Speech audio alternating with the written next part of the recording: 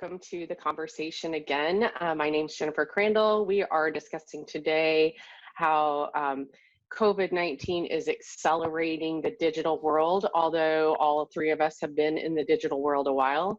But as people start self-isolating and comply with the social distancing measures, food businesses are also affected, and more realistically, they're starting to digitize their supply chains and internal systems, and they're likely finding work to be a little bit easier during these circumstances, which we all have discussed with our clients.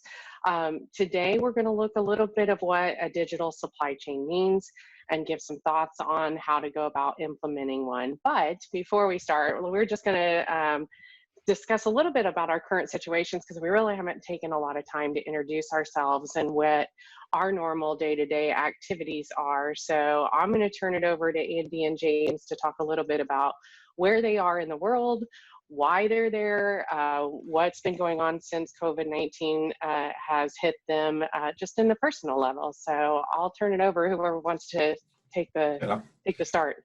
Okay, Andy Kerridge. I own and operate Wyvern Food Solutions, a food safety consultancy based in the centre of the UK, basically. Normally, I would be spending roughly half of my time out travelling, either within the UK or globally, I guess. Various clients have taken me across the globe. I have worked from home for the last 20 years, so I'm fully set up, and working from home is nothing new to me. But what is new is it's 100% working from home now. Does that mean I'm changing what I do in the office, etc.? No, not really.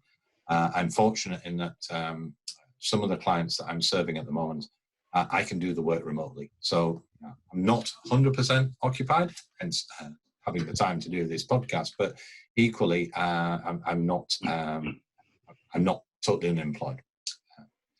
Okay, over to you, James. Okay, thanks, Andy. So I'm stuck in sunny Tenerife, as you can see by my virtual background here. I had thought of leaving and going to outer space, but we're in lockdown, so I just can't. I don't own a rocket ship. But yeah, no, just having a bit of fun there with that. Yeah, but I've been in lockdown now in Tenerife for 5 weeks. Came out here on the 7th of March. And the whole place went into lockdown on the 14th of March. So we were faced with a situation then of trying to get home or trying to just tough it out here, as tough as it is. It's beautiful here. So after 9 flight cancellations, we were resigned to the fact that the best strategy is probably to stay here. Although the situation in Spain was already very bad, it was just on the up ramp in the UK, and what I could see was it was going to get pretty tough there. So we kind of took a decision to say, well, I can work from anywhere because I'm a digital guy, and everything I do is digital. So I took the decision to just stay here. I rented the apartment for another month, and I think by the end of this week we'll be renting it for another month, and looks like we could be here for 3 months longer than we expected. But everything's good. We're very safe here in Tenerife. The number of people getting infected is now down to like 20, 30 a day. In the last 5 days, there have only been like 5 or 6 deaths, with none at all over the weekend. So the situation here is very good, and we certainly feel very safe here because they've got a very strict lockdown in place. You can only go to the shop, the bank, or the pharmacy. None of this exercising malarkey, but we've got a nice big terrace out front, so we're able to do our morning workout there. Les Mills is doing well. They're a digital business.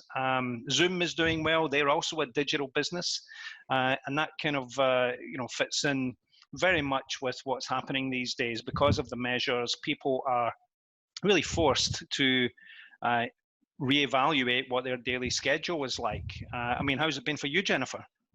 Oh, well, Yeah, mainly I'm kind of like Andy. I haven't worked at home for 20 years. I've worked at home for 2 years. Most of the time I've not even traveled. So this is not very different from my day to day. And because my business, it's a food safety business for those that have our new listeners. And it's a consulting business. We do everything remotely. We use digital platforms to be able to manage all of the work that we're doing. So I really don't feel like I don't feel like I'm in any different situation than I was.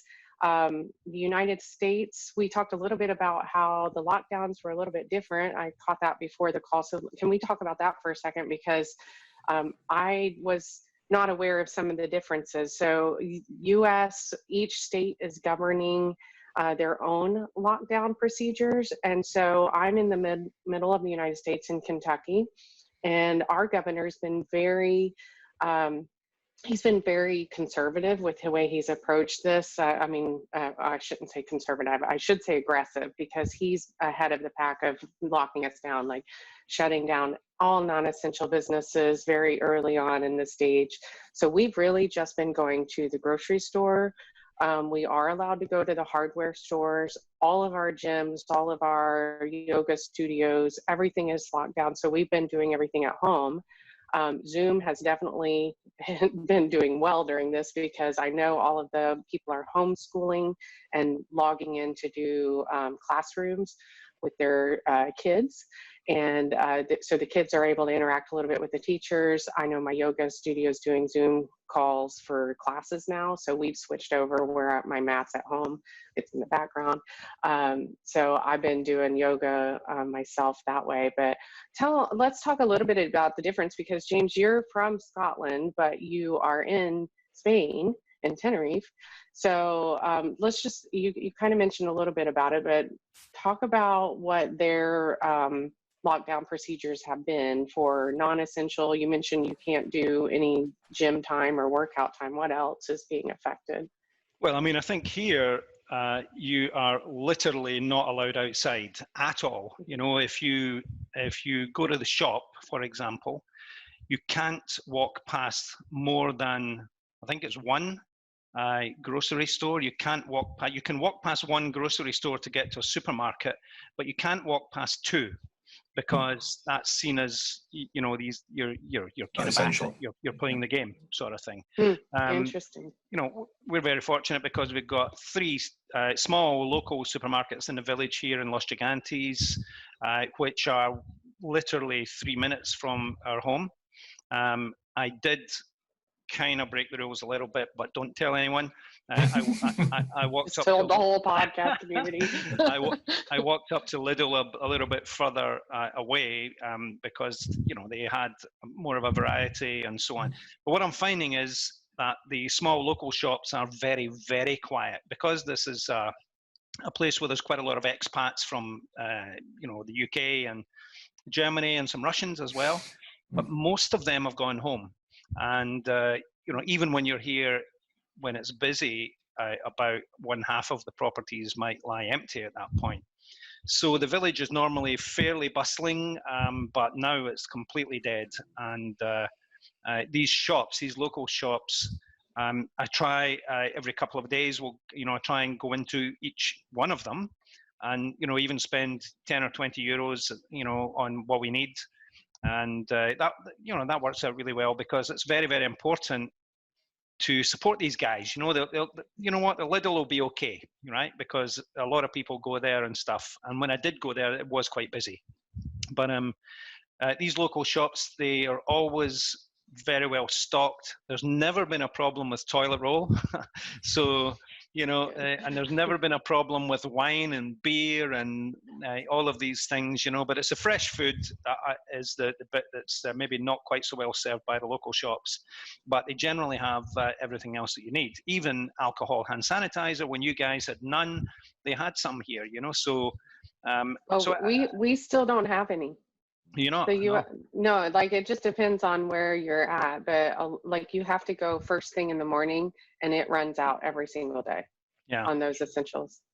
So yeah, I mean, life here is good. You know, I can't say any other way. You know, I mean, we don't feel like we're being disadvantaged at all. In fact, we look at this as an opportunity to spend some time in a different setting, to support this local community here, and you know, we're making friends. The guy upstairs is an Italian guy. You know, we you know, been having a chat with him from one balcony to the next, and so on. You know, and getting to know him.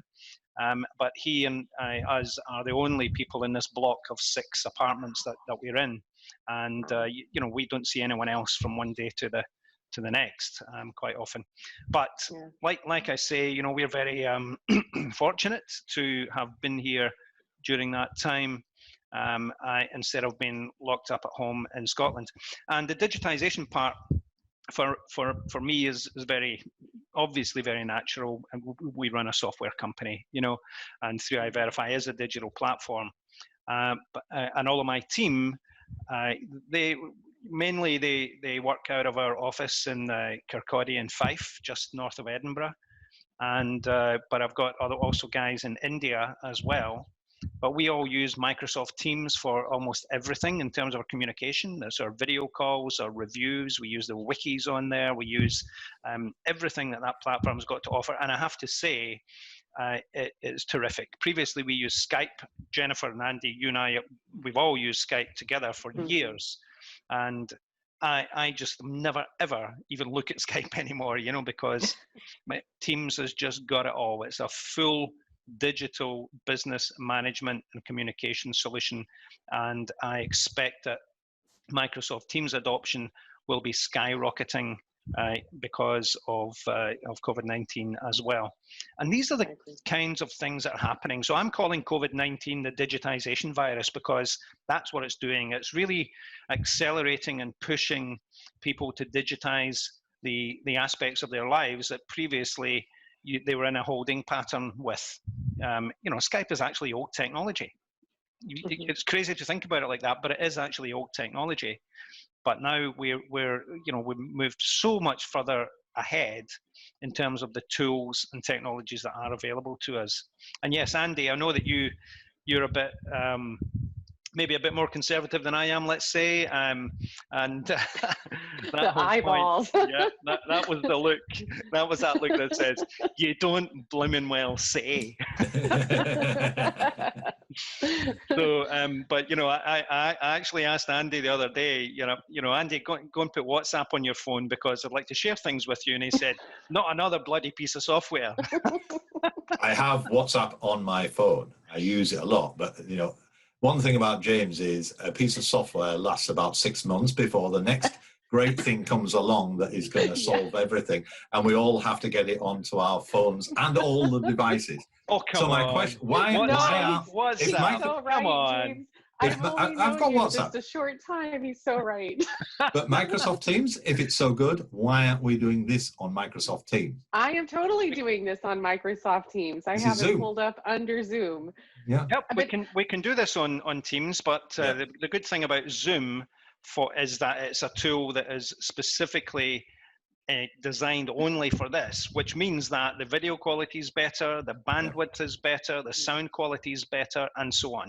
However, you can even embed Zoom in Teams. I bet you didn't know that. Quick disclaimer. I don't know if they have stock in Zoom, but I'm just saying we are not affiliated with Zoom, but it is definitely ready. It was a platform that was just very perfectly placed for this pandemic when it started happening. I mean, I am sure they are raking in, just like I would say the grocery store retailers are also, because, you know, just going back to the in-store home delivery ones. Yep. Yes. Anyone that had those home deliveries, the pickups, they are probably also just booming right now with business. So, because nobody wants to be around each other because we're all afraid we're going to get the virus. But I think this is a good segue, and I don't mean to cut off Andy if you have anything that you want to add to the, like, just the situation in general where you're at, because you said you live more in a country area, so you're already isolated. I'm in one of the largest villages in the UK, a population of around 10,000, but 5-minute walk and I'm in open fields. Now in the UK, I'm going to take it as a general situation. There are some regional variations, particularly in Northern Ireland, but we are in lockdown in the sense of the schools are closed, food service completely closed unless it's doing takeaway or delivery. Garden centres, hardware shops closed, but able to do delivery and take orders if people need. We're allowed to go out, obviously, to the grocery or pharmacy. We're also allowed to go out once a day for exercise. And also, if you've got a dog, you're allowed to go out 2 or 3, whatever it needs to do to do its thing. So yes, people are going out and exercising. The footpaths, the public footpaths around my place that going through the fields, they are well trodden. And these are people who have barely walked to the local post office are now walking 4 or 5 miles a day. So that's a very interesting point. That because before COVID, none of these people would be doing this, but because they're locked, because they're actually physically locked down, and the government says you're only allowed to do X, Y, and Z, and that happens to be one of them, then they're all out doing it. That's incredible. It is, and of course you've got people who wouldn't normally be at home. So all of a sudden they're having, and all 3 of us, I think, are lucky. We all live in fairly decent-sized houses with space around us. But you can imagine that somebody who's living in a tower block or whatever with 3, 4 kids at home, bouncing around the ceilings and whatever. Going out for a walk sounds suddenly a really good idea. That's actually a very dangerous recipe, living in a tower block with 3, 4 kids. I could see some of those kids learning how to fly. Absolutely. Well, so we have, there's a lot of people concerned in the United States about more, domestic. just all kinds of things. Like we're worried about social problems now too, where you might have somebody in an abusive situation and they can't leave, or they're just in a bad situation. So there's a lot of course, social media is just flooded with all that kind of information, but it's definitely there's an interesting. expectation that divorce will go up. It's funny you say that about domestic abuse, but when my wife was on duty over the weekend, the patient that she had was a victim. It wasn't coronavirus; it was a victim of domestic abuse. It's increasing for sure. And had to have a splenectomy because of blows to the body. Wow, man, that's awful. There's as I say, we talk about winners, but there's also clearly some losers in this situation. We get weekly announcements around a Thursday of what's going on. The views of the Prime Minister now is out of hospital or his replacement, however. And the expectation is on this Thursday is we'll probably go for another 3-week lockdown period. We are thinking that we're starting to see a levelling off, and certainly, if you go into more detail on the deaths, etc., there's an implication that's the case. But it is too early to start letting people go. We are behind the curve in terms of progress in this compared with Spain and a couple of other nations. Yeah, but I think that's because it started there a bit later as well, Andy. So it's not. We were also slow to react as well. Yeah, and I have to say that, I think the UK should have reacted with a lockdown a lot earlier. Now, that would have probably would have meant we wouldn't have got our holiday and we wouldn't be here, to be honest. Right. So, right. Well, make of that what you will. The United States, I'm sure everybody is aware that I don't think we locked down early enough either, because spring breakers were in Florida. And then they all just traveled back. So now we're starting to see the effects of that. Like people are passing away because the spring breakers brought it back to their regions. But I think too, and I want to just touch on it just out of curiosity, where you guys are thinking with the resurgence, because we're talking about that. Like if we let it go, we let ourselves out of quarantine too early, that we'll see a resurgence of it come back up. And scientifically, we all know, that absolutely makes sense. Are you guys hearing much about that in your media? Because I'm starting to see it in ours. Definitely, we're seeing it. I mean, obviously, people are aware that Spain and Italy and something in Germany about letting kids go back to school, etc. There's also some news in China, but that seems to be related to people, immigrants coming in from Russia, etc. I'm not sure the story behind that, but you're right. From a epidemiological and that sort of point of view, you would expect, greater exposure, people mixing again. Particularly schools and whatever, to lead to more cases. I mean, until we get a vaccine or achieve that so-called herd immunity, I really don't see it disappearing away. Yeah, and this is why I think this is we're in this for the long haul. Yeah. They're saying the earliest a vaccine is 12 months to 18 months. They're talking about trials by September towards the end of this year. Yeah. And they need to make sure these things are safe and so on.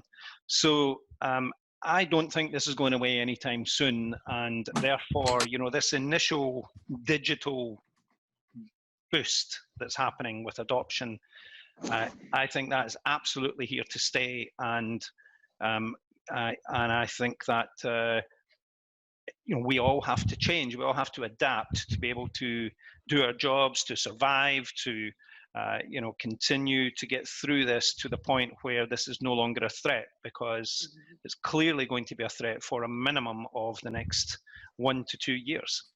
Right.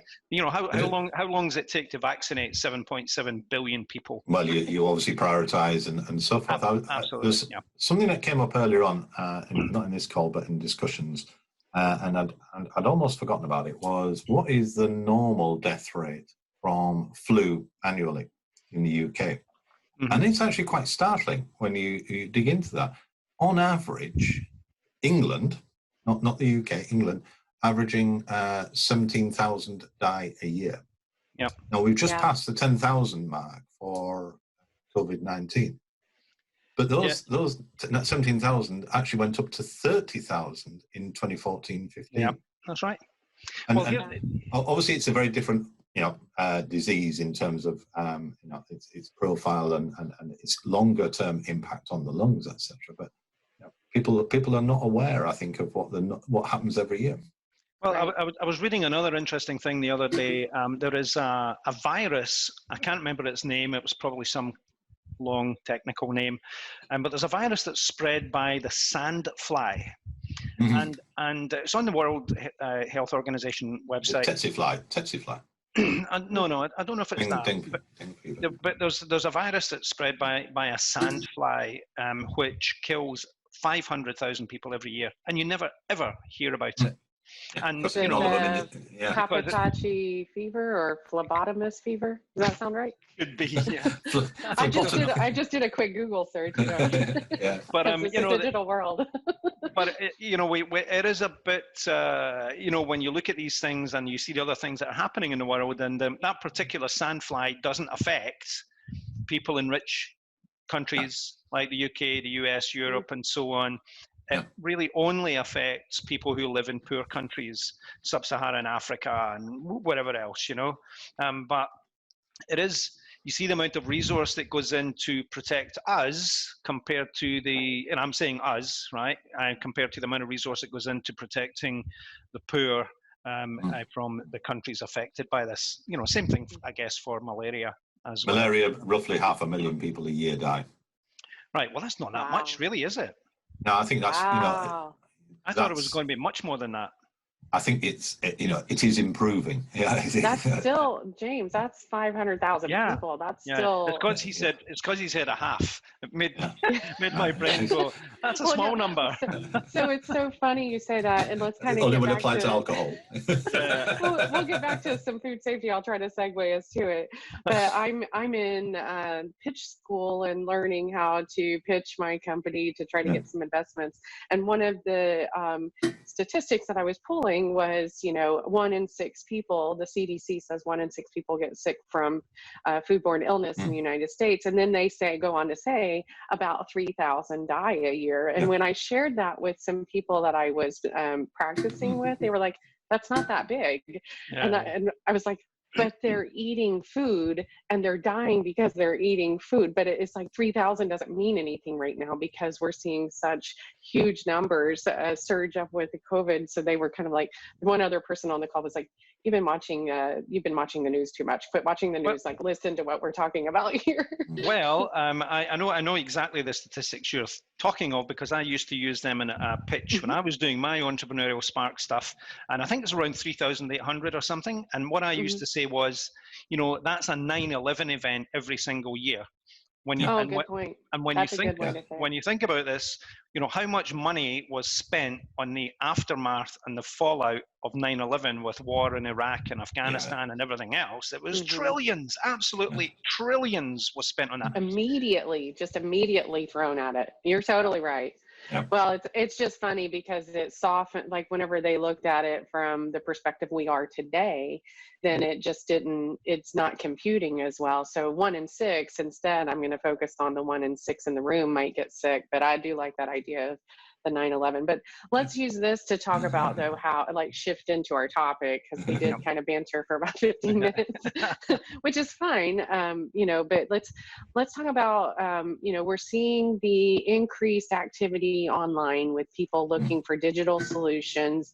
And a big one that people may not even understand is, what does a digital supply chain look like? So I'm going to ask James because James is the expert in the room for us on talking about digital processes and that sort of thing. So why don't you take us into a little bit of this topic of digital supply chain, and then we can shift into maybe some internal digital processes as well. Yeah, I mean, I think supply chains, for me, digitization is, is a kind of a utopia type of discussion, because there is no perfect in any of this, but there definitely is good and there definitely is bad, and bad is 1980 bits of paper, clipboard and pen, even 1990 Excel spreadsheets and so on. Nothing wrong with these ways of capturing information, but if you think about the amount of regulation that's happened in the recent decades around food safety, Gfsi standards and so on, you think about the amount of information that needs to be documented, captured, and then stored somewhere. And then you think about the amount of effort that goes into then analyzing that and being able to report on it, being able to have trends and being able to really understand the direction of travel, then the latter part of this is very, very underinvested in. Yes, you can get a nice chart or a graph from an Excel spreadsheet, but these Excel spreadsheets or these Word documents, they are almost disposable. They're completed and filled in with data once, and then they're discarded and forgotten about. And the fact is that if you're spending time gathering data, you're paying for a person's time to do that. And so the actual cost of gathering information to the industry is massive. It's absolutely huge when you start really adding up the labor that's involved, the storage, and everything else. And yet, you're not getting any return on that investment because you can't analyze it, you can't look at it. So that is my first point about digitization and why it's important. The second point is that you then have to look at, what do you want to digitize? So naturally, you've got the start of the process, which is your supply chain. And in your supply chain, there is a bunch of information out there about the ingredients that you buy, the suppliers you buy from, the countries that they're resident in, the standards that they're operating to, and so on.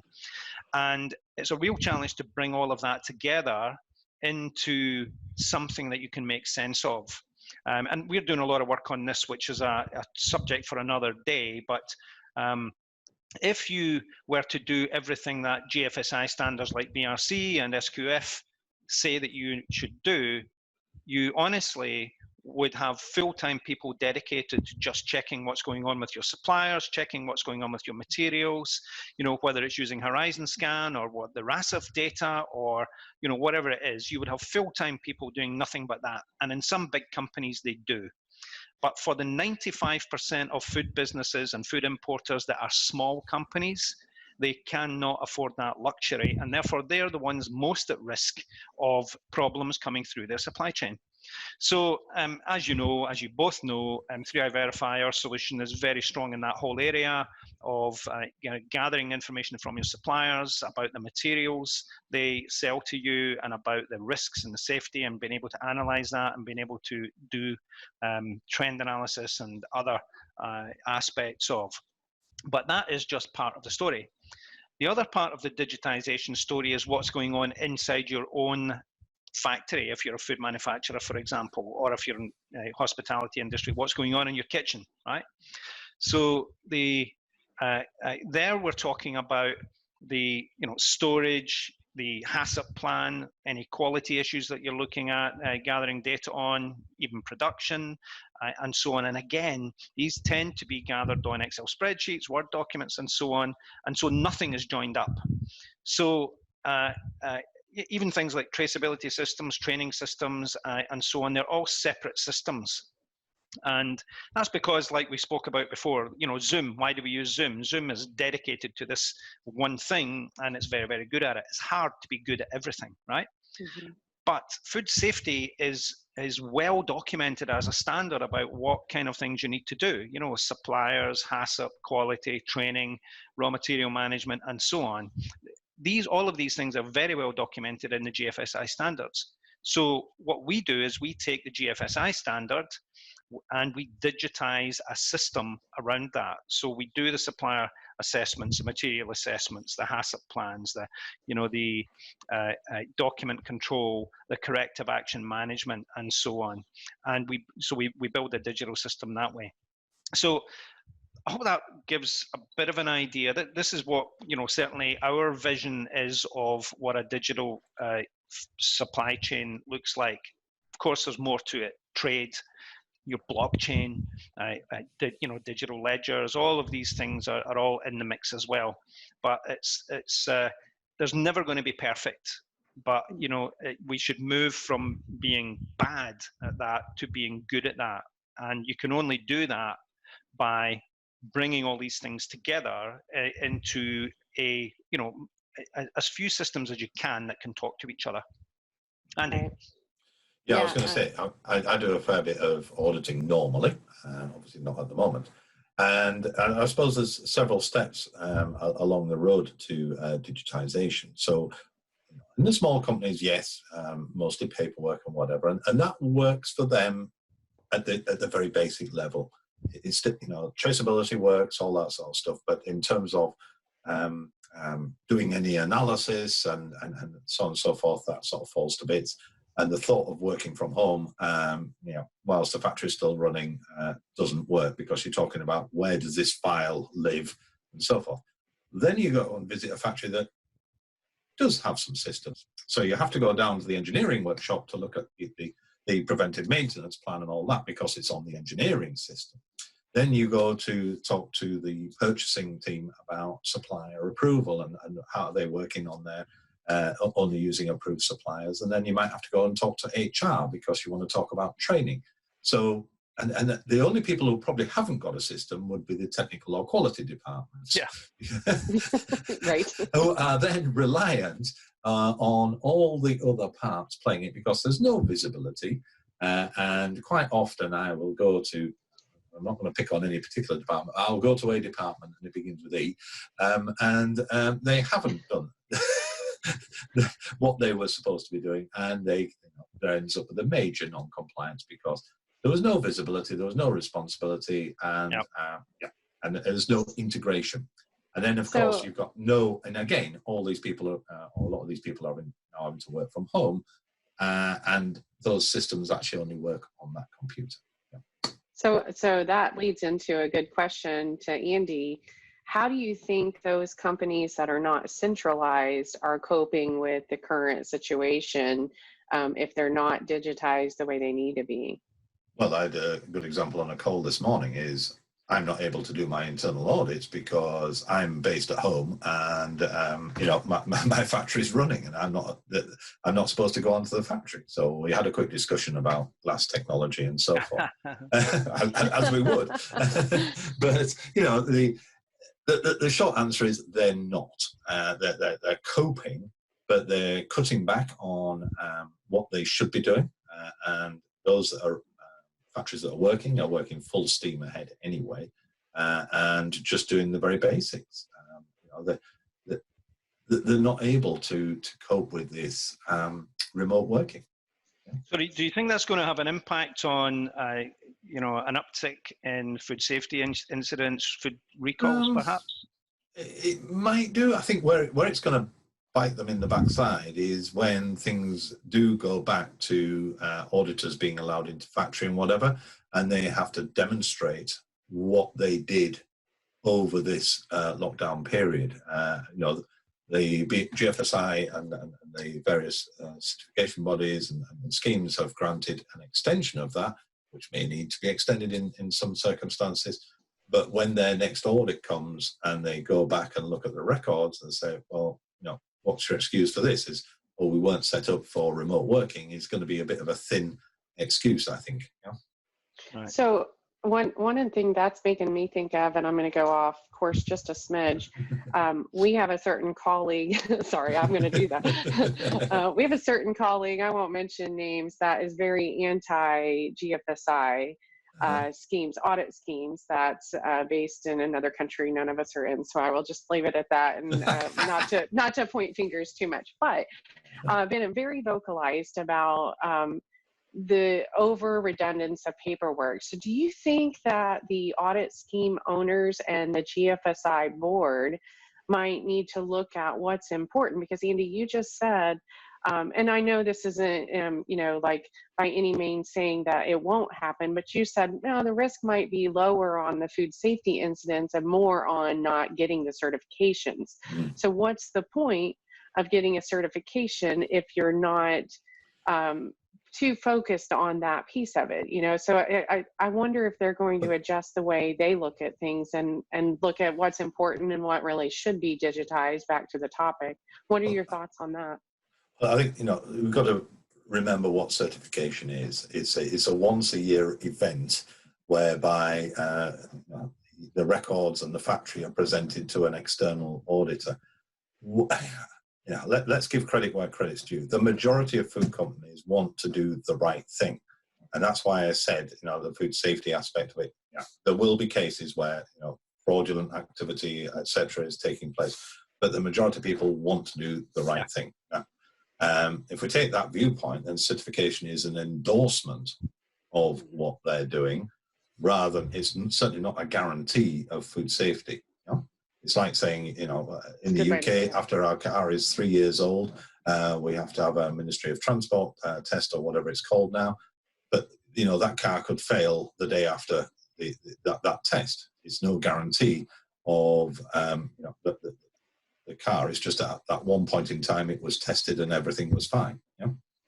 And it's the same with certification. Yeah. Sure. So a follow-up question, and this is actually on the question list that we had, you know, what does a good digital system look like from an auditor's perspective to be able to demonstrate that they have been doing what they should be doing? It gives, first of all, I'd like to see us moving away from the idea of an audit being a once a year event.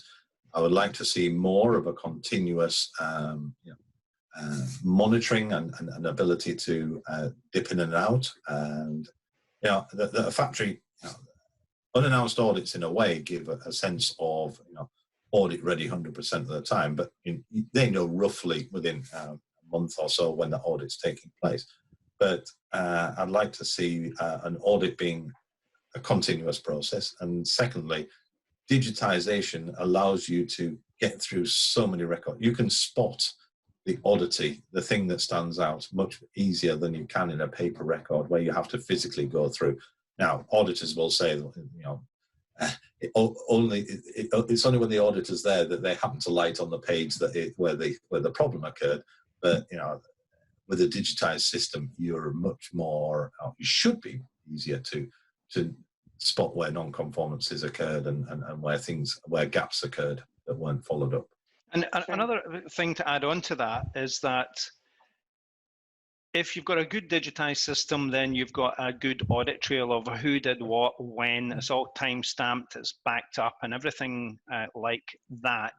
So it's a lot harder to falsify the records or just make them up or whatever, you know. And again, you're right, Andy. You know, the vast majority of food companies want to and do the right thing, but you know, unfortunately, it's not just about the company. Sometimes it's about someone who's maybe falling down on doing their job, who, you know, cuts corners or whatever, you know. So sometimes it's that. But I wanted to come back with another point here, just to ask you both your opinion. Do you think that given the impact, okay, so COVID-19 is a once in 100-year, maybe longer event, but the impact it's had is simply the biggest impact of any event outside of, you know, World War I and World War II, right? Maybe even that, you know, in terms of its pure global scope. So given that it's something that's extremely rare but had a massive impact, it's really shone a light on the weaknesses in our food supply chains, perhaps, you know, weaknesses in our systems, our economic model, all sorts of stuff. So would it be wise, do you think, after this, or is this something that could happen, for GFSI to mandate the use of digital food safety systems so that, you know, we can cope better? Because at the end of the day, the food supply chain is a critical part of human life. If that goes down because of some virus that comes through, then you know, we're all facing starvation at the end of the day, which is, you know, which is a much bigger killer than this virus from that perspective. So what are your thoughts on that? Should GFSI mandate the digitization of your food safety management system? Which, by the way, I think would be a great thing for industry, by the way. It's interesting because you see the difference between, obviously, the FDA and Frank Yanis's strong support for digitization, etc. And that's a very political organization there. And GFSI is a you know, heterogeneous mix of retailers, manufacturers, etc. I think there will be people in GFSI who want to go down that route. The problem is it's such a behemoth that it will take from now to eternity before they agree to do it. Yeah, I would agree with that. I do think that there's going to be the large companies will push for it because they already have it established and in place. But when you look at the startup companies who are transitioning and learning how to be manufacturers, you know, I give advice a lot of times to people that are thinking of moving into that space. Go digital now. Do what you can to get digital. Get everything off paper as fast as possible. Because for one, it just makes it more manageable. So I think that it would be a good maybe additional module to some of them, but maybe not forced and graded. So maybe it's in the like the global markets program scheme, or it's in I know BRC has a startup one. I can't remember the starter module. Yeah, so if they would build it into it as things to consider and kind of encourage them to grow into it, I think that would be a very smart decision, but I don't know if it would be adopted fully as a requirement. The thing they could do, which they used to do in the past, was have things which were requirements and others that were recommendations. And you know, that gives notice that in whenever the next standard, if it's 3 years or if it's 2 standards by 6 years, it will become a requirement. Then you haven't got a cliff edge. You've got people will know that in this time that they've, you know, they start investing, but they've got a definite stop date, which is by this date you need to be there. Yeah. I mean, it seems mad to me that in this day and age, you know, we have, you've got the likes of QuickBooks and Sage, and these are digital accounting systems that have been around, you know, really about 20 years now, more, maybe more. And they generally are very easy to use, and you get on with that. So in fact in the UK now, It's requirement. you have to be digitally set up for that. So it's making tax digital. Yeah. So they're forcing financial digital. Yeah, like accounting systems? Absolutely, that's mandated. You must submit your VAT returns digitally, and I think self-assessments there have been there for a while. We are so far behind in the United States. Yeah, they just said this is it, and I mean there was a scaling out, or like FSMA in terms of size of business, but essentially this year I had to do it all. Or the last financial year, I had to do it all digital. Yeah, that's interesting. And now I've switched over. I mean, I ran 2 systems for a while just because of, I do things like that. But now I've abandoned the spreadsheet and it's all done digitally. Yeah, and in the long term, that will be a better thing, because you can get your charts and graphs, you can see how all that's going, and you can do your cash flow much easier and this kind of thing. And I guess this is my point. How can you run food safety with bits of paper and spreadsheets when there are way more moving parts in a food safety management system than there are in, a profit and loss ledger and an accounting package? So the difference here and making tax digital is a fairly good example to use. Is from my point of view as a small business, it doesn't really matter too much. I can look at my annual report as to what I did over the last few years. But from a food safety point of view, I think one of the things that frightens people from switching over is how much information they've already got that, to make that information, is to make that transfer over, to take their system and make it digital would involve also digitizing some of their previous records as well. Yeah, but I think you have to start somewhere, though. You can't migrate. I think with a system like ours, for example, yes, you can upload all of your supplier documents, do that in bulk, for example. But you can upload any manual approvals that you've done before and so on. But we always recommend, look, don't make this hard for yourself. You got to start with your top priorities. Where is your biggest pain point? Is it supplier approvals? Is it document control? Is it corrective action management? And then pick one and start there. And you should be able to start anywhere with this. You do not need to do all of it at once. So start with, look at your last few BRC audits. Where were you getting all the pain, for example? Focus in on those, fix that part, and then grow out gradually, because you cannot implement a full food safety management system even within 6 months or a year. It's going to take a while. It's about as much as food safety culture is about getting people to do the right thing on the shop floor, for example, then digital food safety culture is also about getting people on board with a system that becomes a part of their everyday life. And the way that COVID is making all this stuff happen now, you need an event somewhere that really helps with that. And I do hope that people, after this is all over, will be much more digitally aware, digitally educated, and more interested in using digital to make their lives easier, because that actually is what all this is about. It's about convenience, having an app, having smart glasses, whatever. Yes, these are bits of technology and it might sound all fancy, but these are bits of technology that can transform the way that you do your job, and they can make a real impact in the product quality, safety, level of recall, whatever it is, the number of non-conformities. It's simply the cost of doing business and the return you get on investment of capturing that data by being able to analyze it and so on. I was on a call in the last couple of days where a retailer had done their first new supplier approval remotely. Right. Yeah. So, as Jennifer said, we don't have to wait for GFSI. Right. There are big companies out there, whether it be Walmart, whether it be another supermarket in the UK, who have the muscle and the money and the desire to see this work.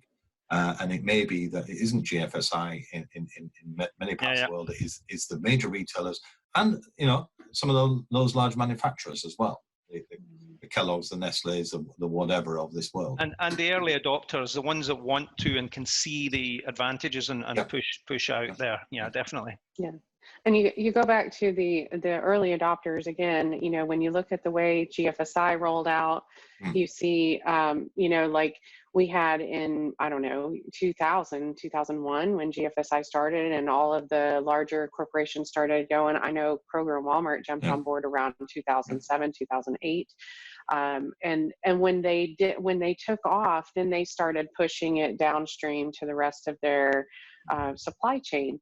What I find interesting with the digital side of it and the digital solutions is a lot of those companies still have obstacles of their own legacy systems and they're, you know, the bigger companies. So they always are looking for solutions to integrate everything. And then they try to find a huge solution and they kind of get stuck in this analysis paralysis state of, you know, like, I can't do anything, I can't fix it because I can't fix everything.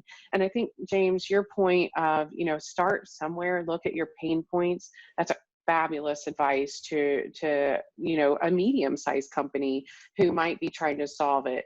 For the smaller ones, I had an interview yesterday that I was conducting, just trying to gather some information, and this person worked for a food service company that was a manufacturer for their for like food service distribution.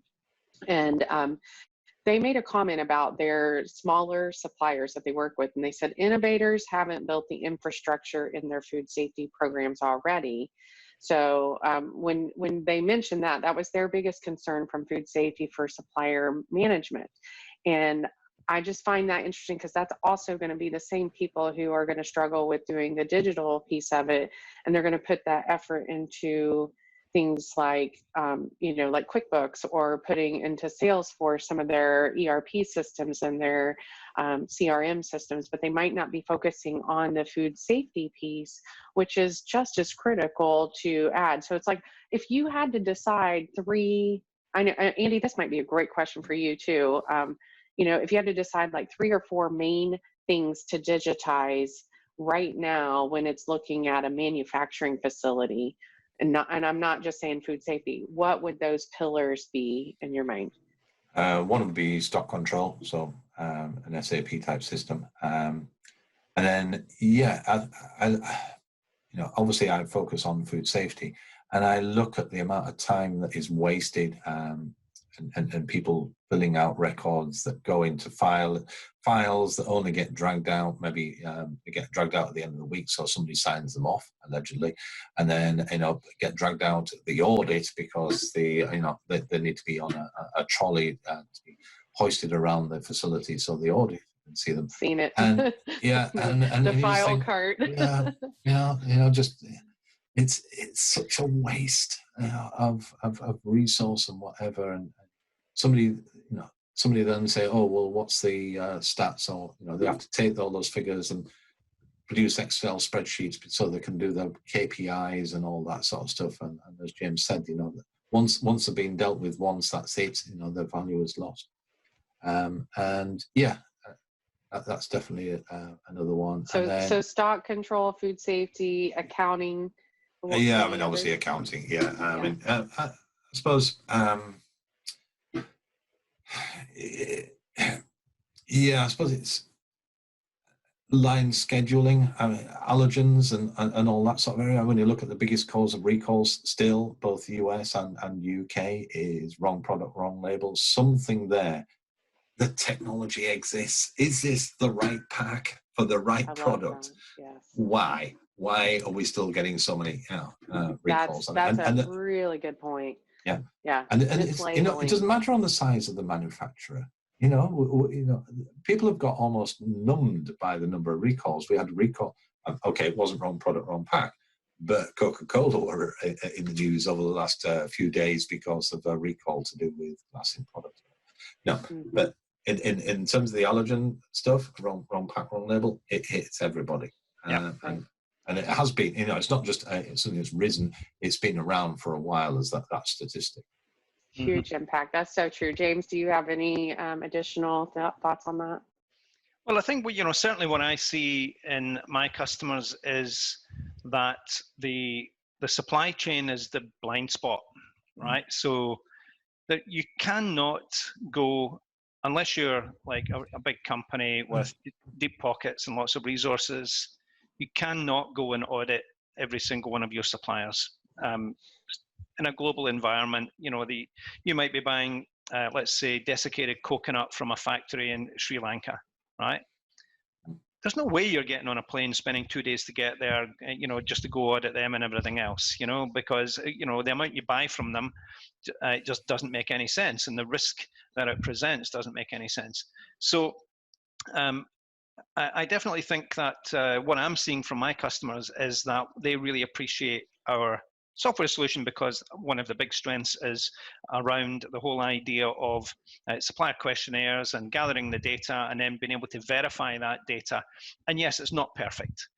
People are going to make things up at the other end and so on, but it takes someone who knows what they're doing to be able to verify that information. So you need someone like a Jennifer, an Andy, a PCQI, a preventive controls qualified individual consultant, whatever, to look at that information and say, you know what, this doesn't look quite right. I'm going to ask for more evidence on whether that's being done.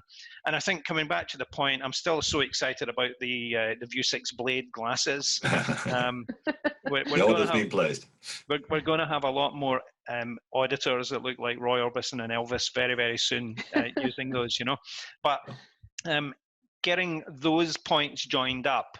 So what they've told you on a questionnaire, if you don't believe them or whatever, you send a pair of glasses, or get them to walk you around the factory, show me how this works, and log that video evidence, and satisfy yourself that these guys are good, and that they then know that you have the capability to ask them to do that.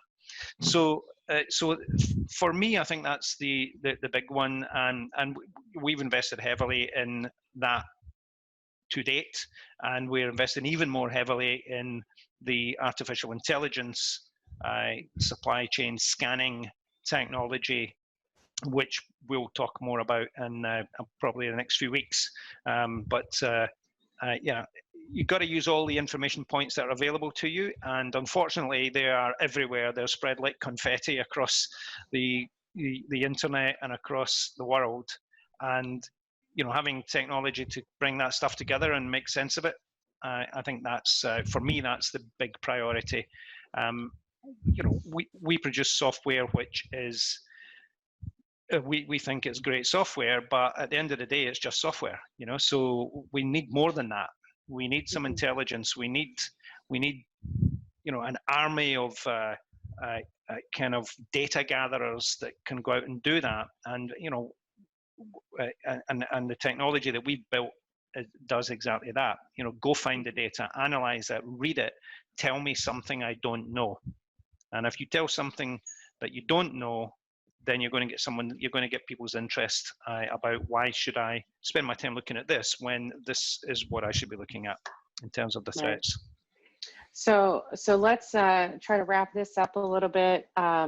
Let's go through real quick, like rapid response kind of thing. What are the obvious benefits besides COVID-19 of going digital as soon as possible? Go, whoever. Well, obviously, the ability to work from anywhere. Andy? Yeah, clearly, as you demonstrate for the last 5 weeks. I think rapid analysis of results. Yeah. Right. So from my side of it, I look at it, it's a time saver.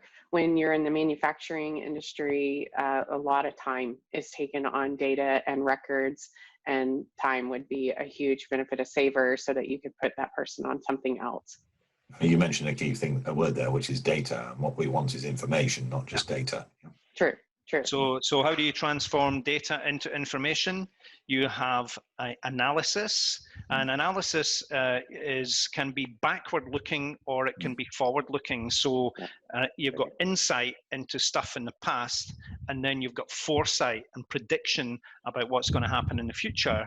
And that's where it gets quite interesting, because as COVID has shown us, just because it didn't happen in the past does not mean it's not going to happen in the future.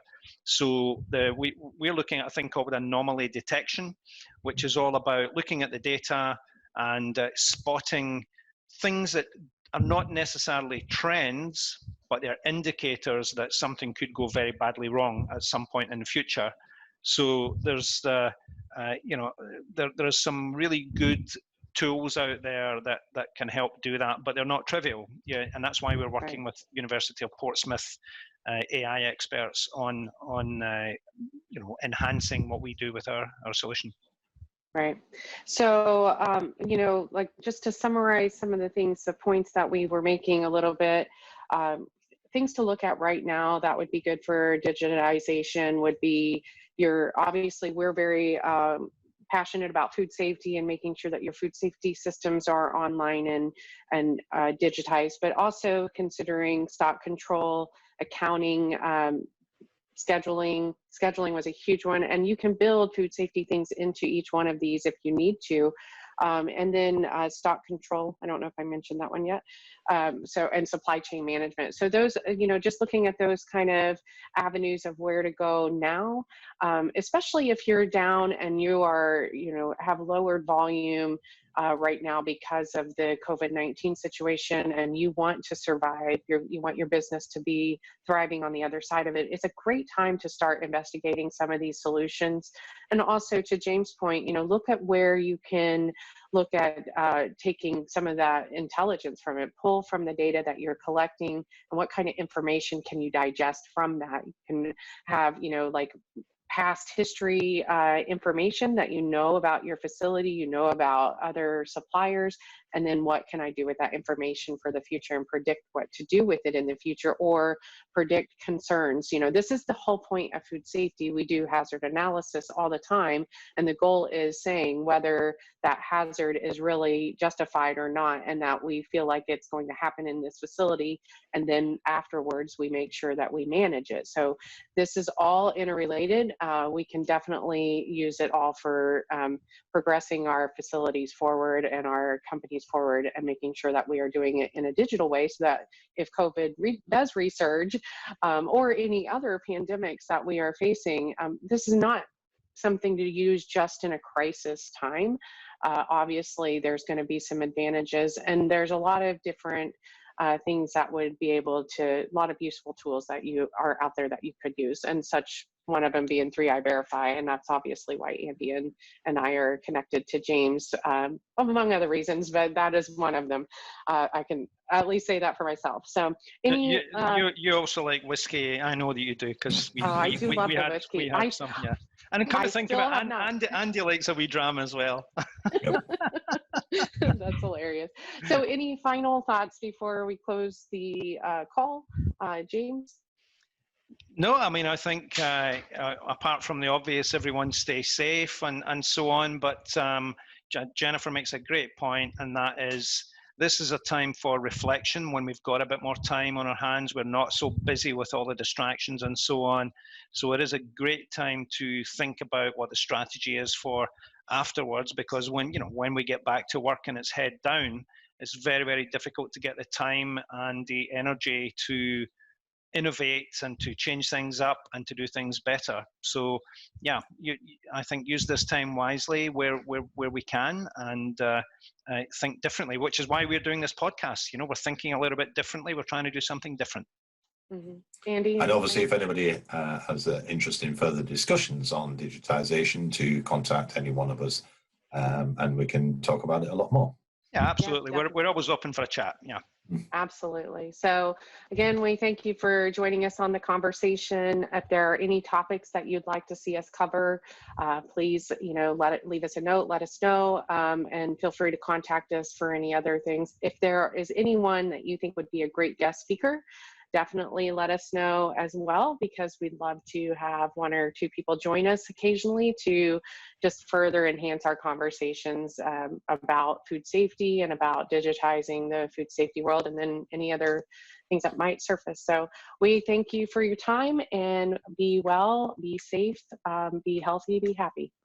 All right, talk soon. Goodbye. Bye.